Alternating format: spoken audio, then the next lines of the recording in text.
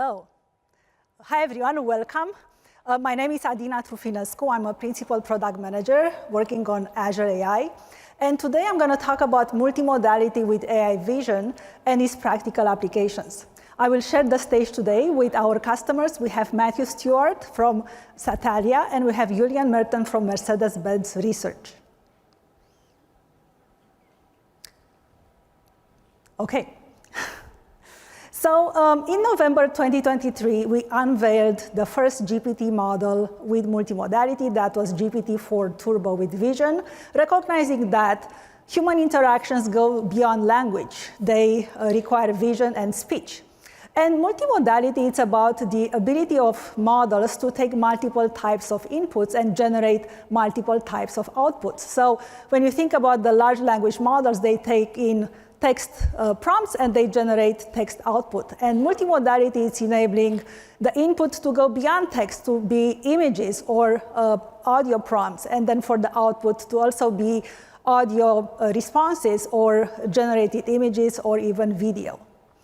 So before I jump into the models that have multimodality support today, I want to give you a quick history of multimodality AI breakthroughs. And I was debating how far back should I go. And I selected January 2021 when OpenAI announced the CLIP model, which was the first model with language and vision capabilities. And since CLIP has become a significant building block in many multimodal AI systems. Fast forward to March 2023, we have Florence from Microsoft, the large language and vision model. And in August 2023, we've seen DALL-E 3 from OpenAI with ability for image generation. In November 2023, the first GPT model with language and vision has been released in preview. And GPT-4 Turbo with vision now is available in GA as of April this year. That brings us to the month of May, where we've seen GPT-4o for Omni from OpenAI with truly multimodal capabilities with language, speech, and vision. And then we've seen the Phi 3 small language models from Microsoft, also now with multimodality capabilities with the Phi 3 vision model, which we'll be seeing a bit later. So the models that I'm going to cover today, I'm going to present on large language models with multimodality with GPT-4 Turbo and GPT-4o.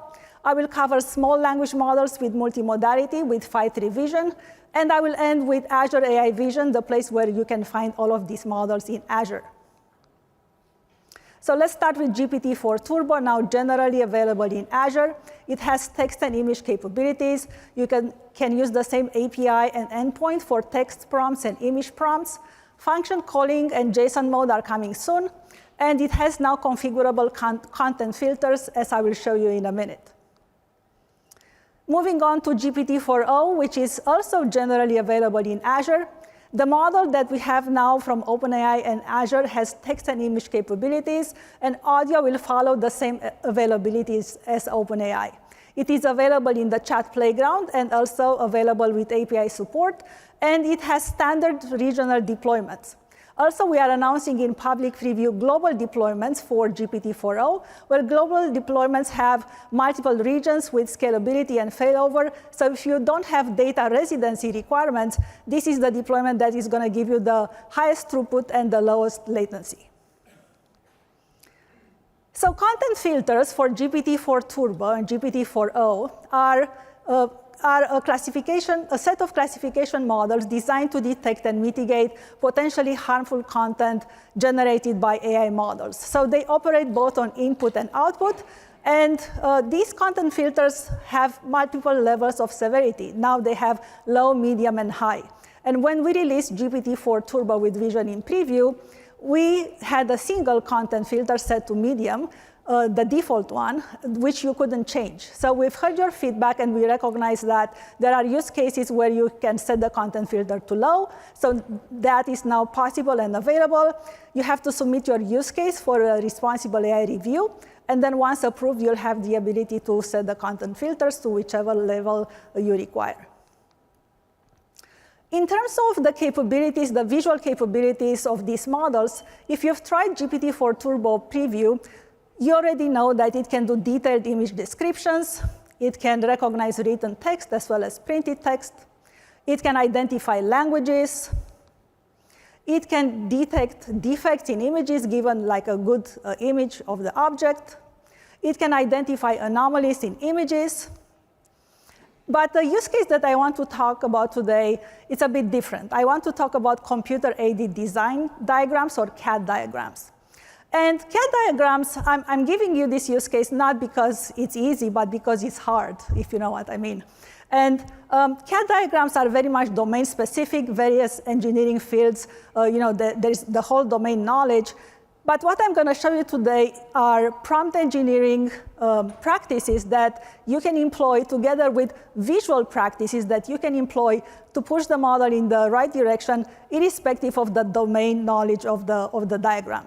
So what I selected here is a floor plan, and we are not architects, but I hope we can all understand an image of a floor plan. And I will show you this demo with GPT-4o. So let me switch in demo mode.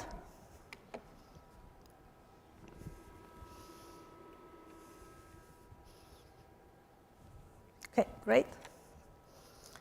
So I am here in Azure OpenAI Studio.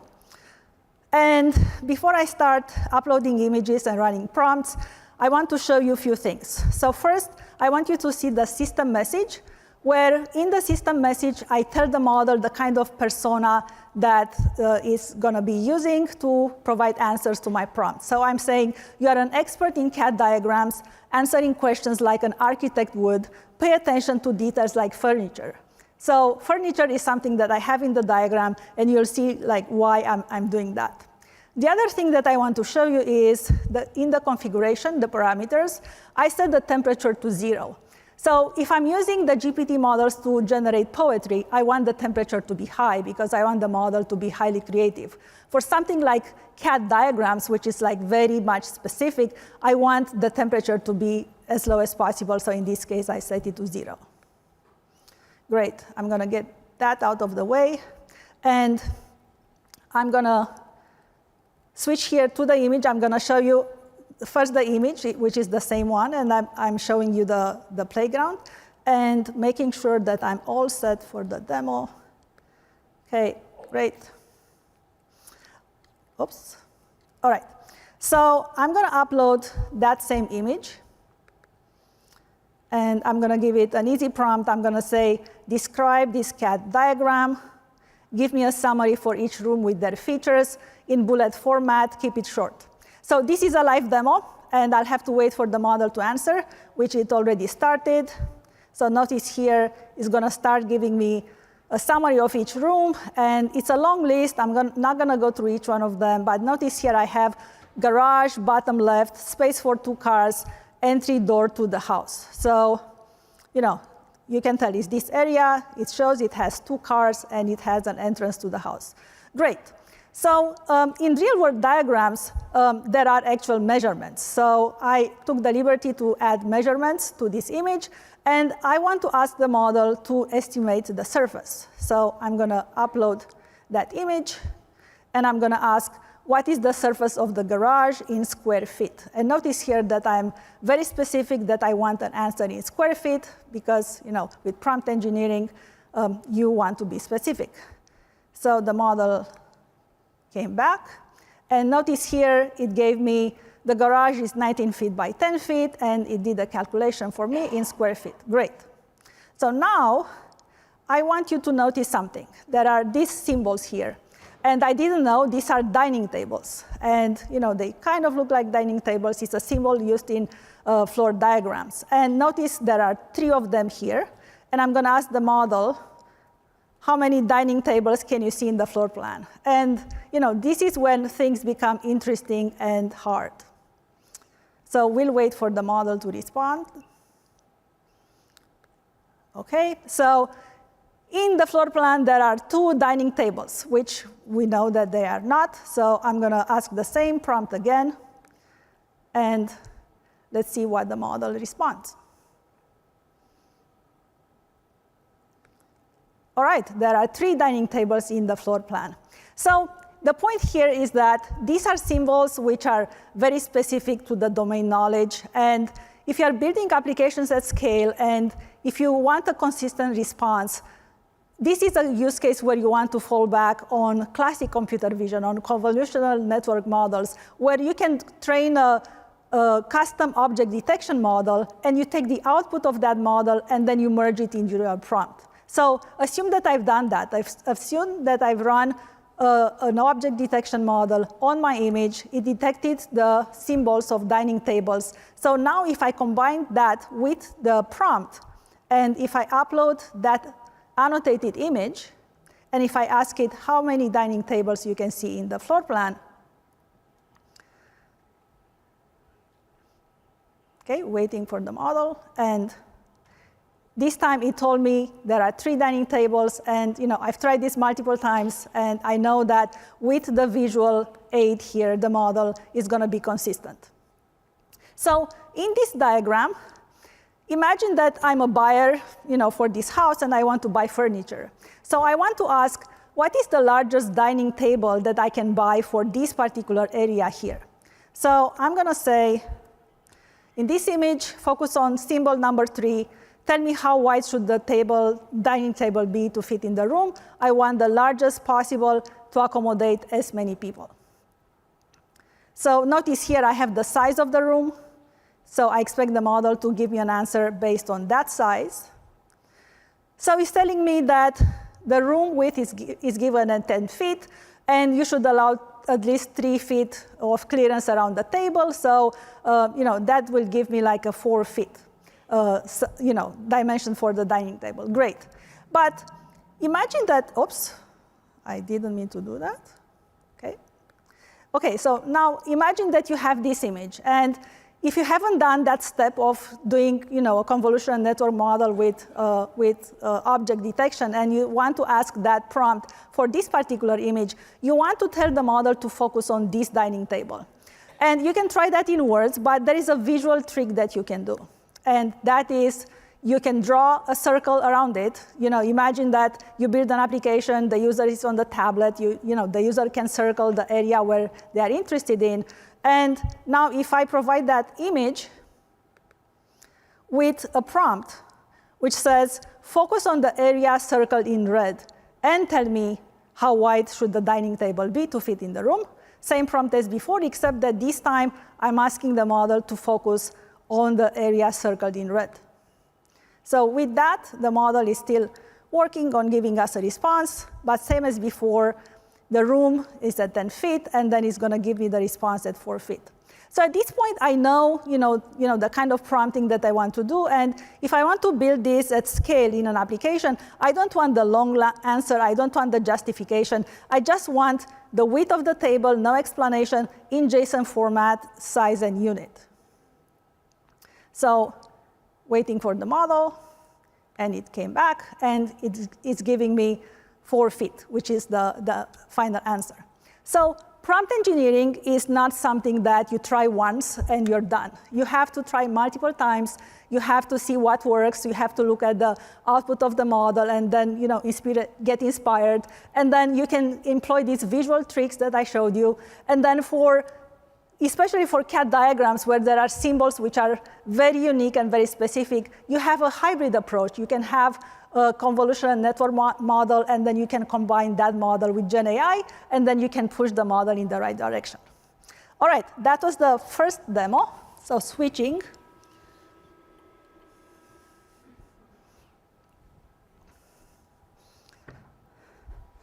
So the next thing I want to talk about is video analytics. So you've seen the GPT-4 demo from OpenAI with capabilities for video. The use case that I want to talk about here are videos which are available in storage from security cameras, in media and entertainment. So this would be recordings. And video analytics is going to be about enabling video batch processing, where the video is going to be indexed and then is going to become searchable with Azure AI Search, integrated with Prompt Flow, such that you can use natural language queries to search for video content. You can get video descriptions, and you can do that in a cost-effective way, in such a way where the video sampling is determined based on the prompt, such that the cost can be as low as possible. It's going to be integrated with speech analytics for a truly multimodal experience. So if you are interested in getting a notification for when this is going to be enabled in public preview, you have the link on the screen. All right, so at this point, please allow me to invite on stage Matthew Stewart, lead researcher at Satalia, to talk about the WPP use cases for GenAI.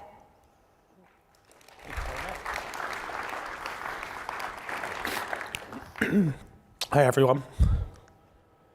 I'm Matthew Stewart. I'm a lead researcher at Satalia, a WPP company. And I'm going to be speaking about how we use GPT-4 to help realize our visions. So a little bit about WPP. We're the creative transformation company, and we provide our customers with communications, marketing, and technology services for some of the biggest companies and brands in the world. So what I'm going to talk to you about is how we at Satalia are working with the wider WPP and Azure to provide creative transformation. And to do that, we try and answer the 4 fundamental marketing questions. What should we do? How should we do it? Is it working? And what should we do next?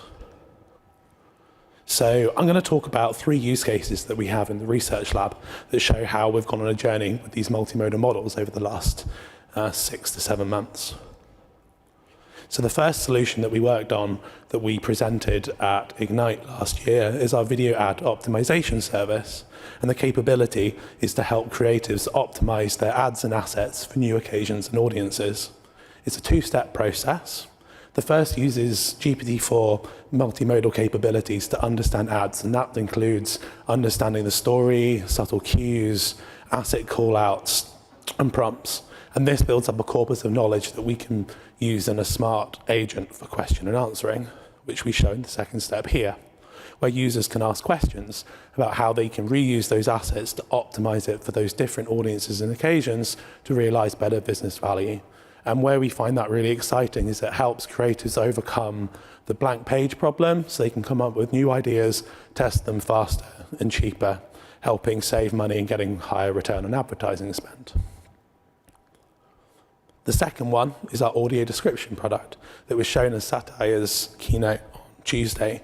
So what this does is it creates in-video text-to-speech captions for video audiences. And what's special about this is it covers the whole end-to-end process from finding the segments, from where to insert captions, providing a full understanding of the video, the segments, and how the overall story ties into understanding those specific windows, and then reducing all of that information in a smart way for specific audiences that we're kind of presenting in a sentence for those captions. And what you can see is our screen where we can show all of our identified captions and then all of the kind of brand, product, and accessibility callouts in.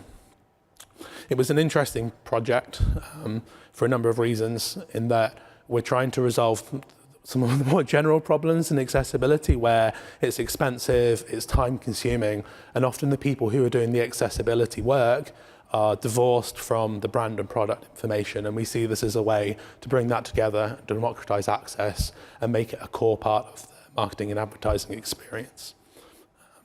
And if you'd like to find out more, go see the keynote. And then the last one that we're working on at the moment that we're talking about for the first time today is what we're calling brand governance. Brand governance is really expensive and really important. And when you look at the advertising process, it normally comes through the form of brand guidelines and it informs what creatives can and can't do.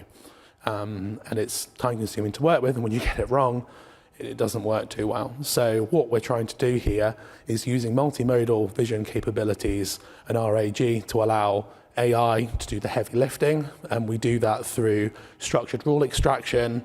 We use it to provide a content triage service, which allows creatives to check their assets against different rule sets, and then we use GPT-4 Turbo with Vision and explainability services of RAG to provide explanations for decisions through the language that are relevant to the image, the use case, the context, and the brand guidelines, and then we use it to ideate new ideas for how those issues can be solved. So we see it as a really key way to close the feedback loop when we're looking at generative services for things like text, image, and video for both AI and human agents. So yeah, that's what we're working on at the moment. And then if you'd like to find out more, please connect with us at hello@satalia.com. Thank you. Thank you, Matthew. All right, so we've talked about multimodal large language models. Let's switch gears to talk about Phi-3 Vision, a small multimodal model. So Phi-3 Vision is part of the family of small open source models from Microsoft. It has language and vision capabilities. It is available in the Azure AI catalog as well as on Hugging Face. And it has 4.2 billion parameters. And this gives you a sense of how large the model is. In terms of the performance of the Phi-3 family of models, these models are cost-effective with less compute, meaning lower cost. They provide flexible deployment with cloud and on-device deployments running on CPUs or GPUs.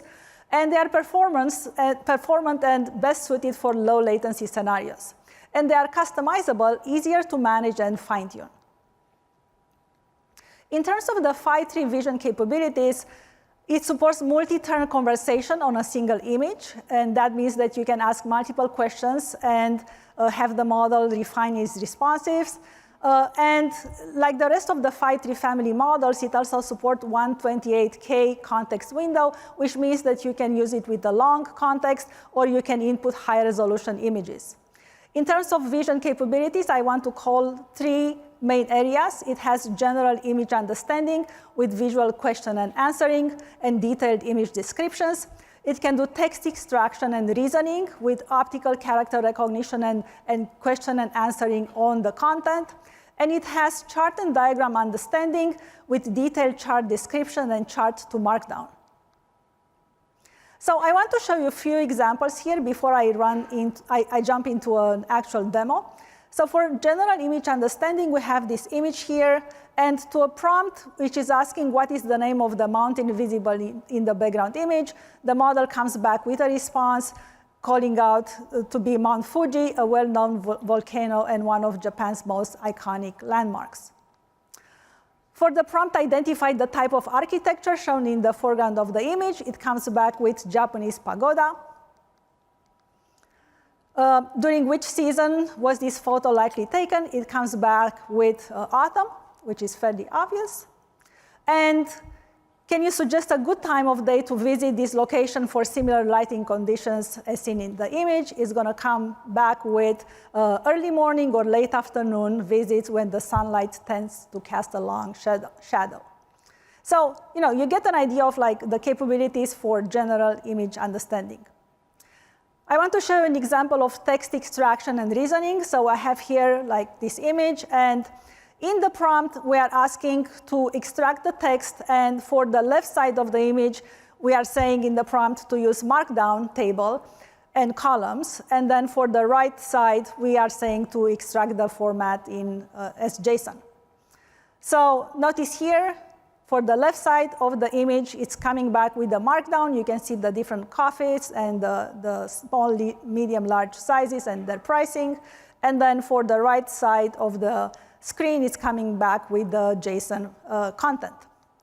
So when asked to reason over the content, to the prompt, what is the price of cappuccino large, you can see that it's coming back with $3.25, and I'm circling that in the slide for you to be able to find it. And then how much to add ice, so it's coming back with $1, one extra dollar for ice, which is right there at the bottom. And how much for a pot of tea, so that is $4 for a pot of tea. For chart and diagram understanding, we have here an image with a chart with the various use cases for AI and uses for AI by different generations. And when asked to generate a detailed report is coming back with the key findings and the various things that it found. And if you're asking what is the gap between largest and lowest groups, that is going to come back with the response. I'm going to show you actually in the live demo that particular answer. So let me switch to demo.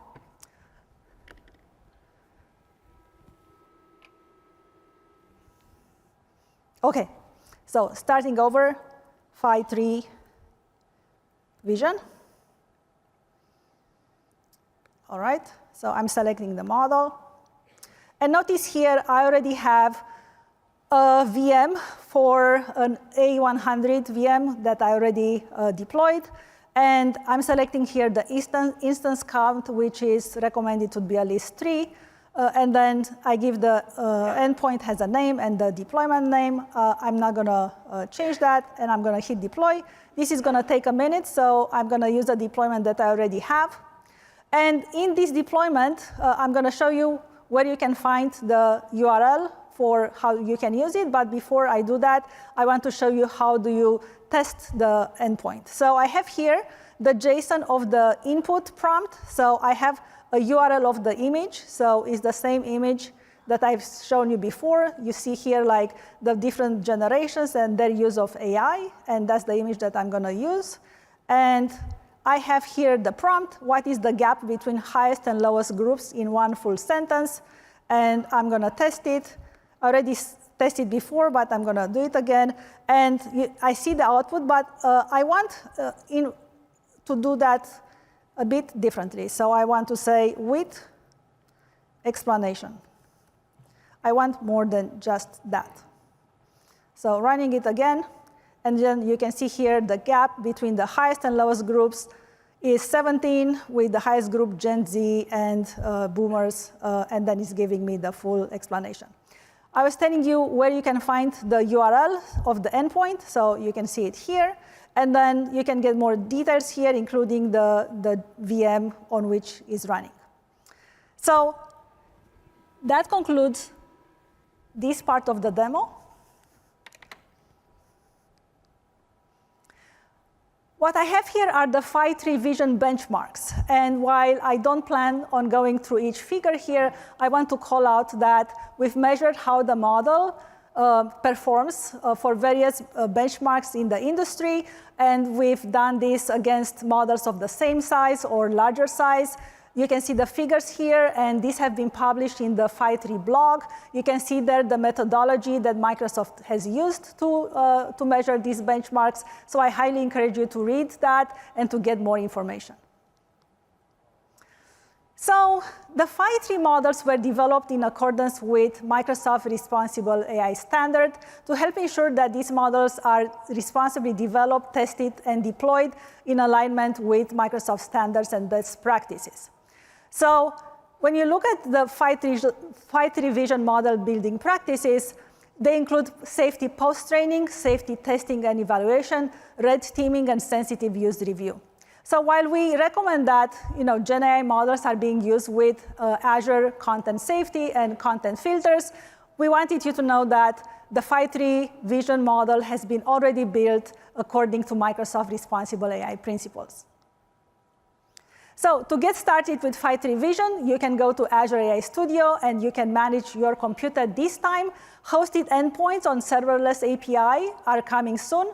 Multi-frame support and also fine-tuning support are coming soon as well.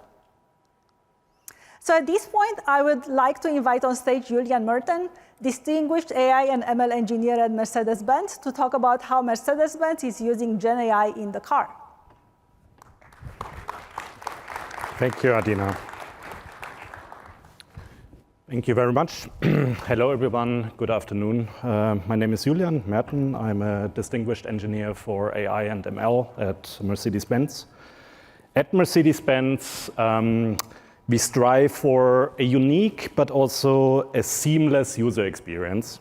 And with the advent of GenAI, but most importantly also in this context, with the advent of multimodal GenAI, you have a whole new set of tools at your hand to really make this happen. But before I jump into the details, let me introduce to you the MBUX, the Mercedes-Benz User Experience Beta program. Beta is basically our laboratory, our experimentation ground to deliver new, innovative, but probably also experimental features to the user fast.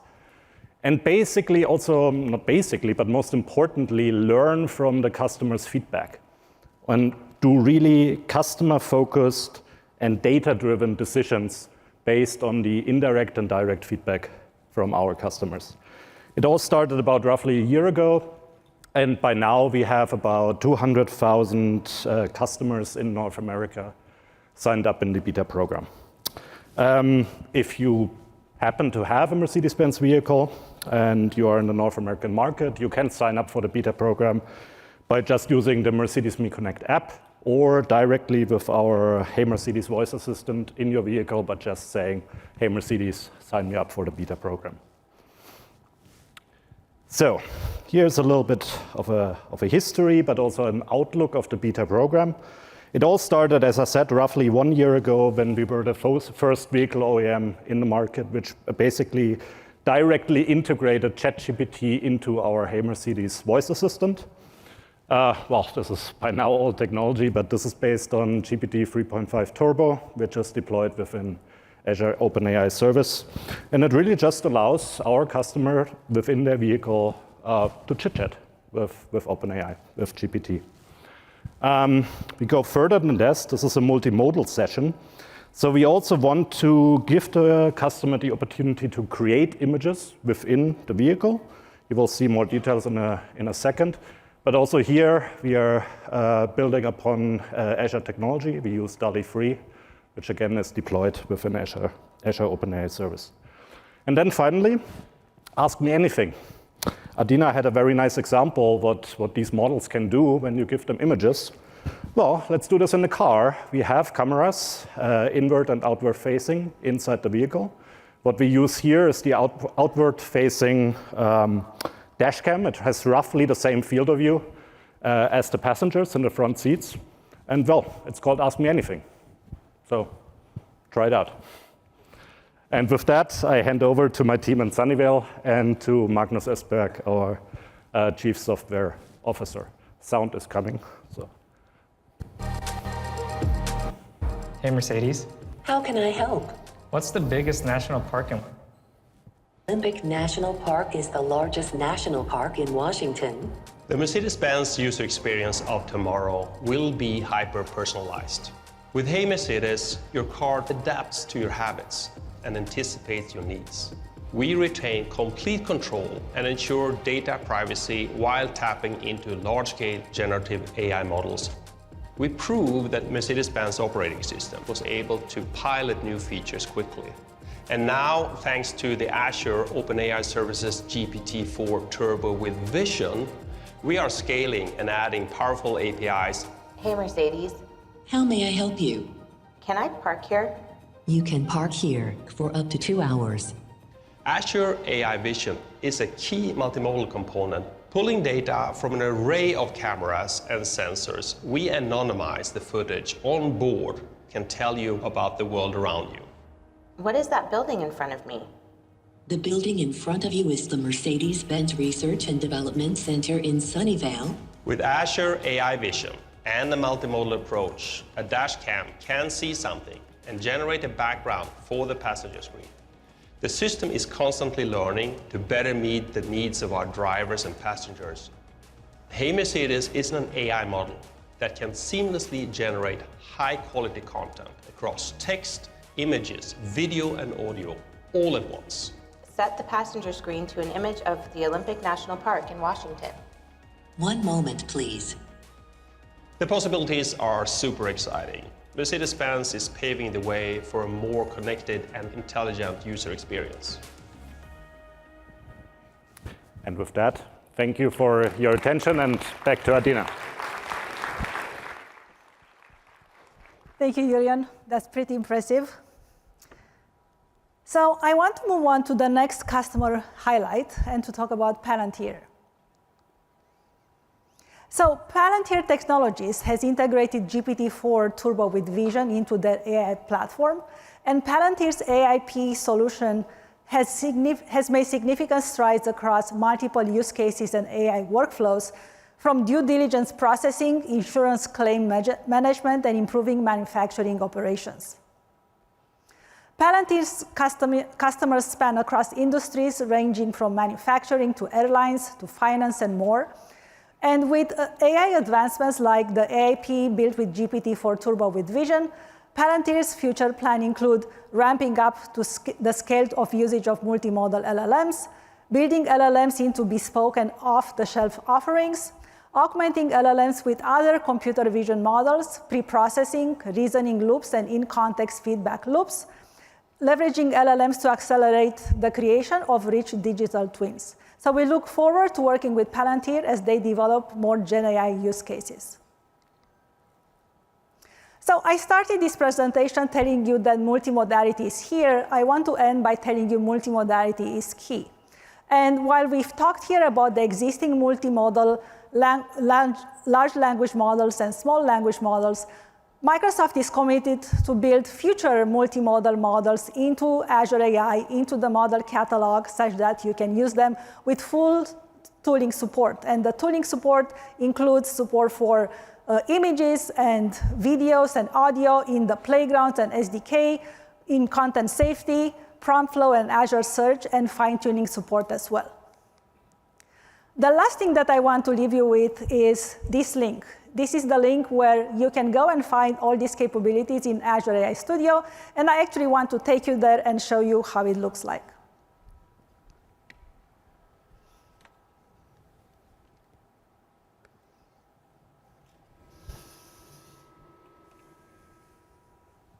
Okay, so we have here Azure AI Studio, and this is the home page. And you can find here under AI services, this is the page where you can find links to the various AI services in Azure, Azure AI. And you can find here the vision and document page. So for multimodal vision and language models, you find here links to the model catalog for GPT-4 Turbo. We have links to the model catalog for Phi 3 Vision. You can try out GPT-4o. And then if you're looking for classic computer vision capabilities, you have here the tryout capabilities for document intelligence, face and biometrics, and image analysis, with capabilities for image search, optical character recognition, and other image capabilities. So that's the link, and this is the page where you can find it all.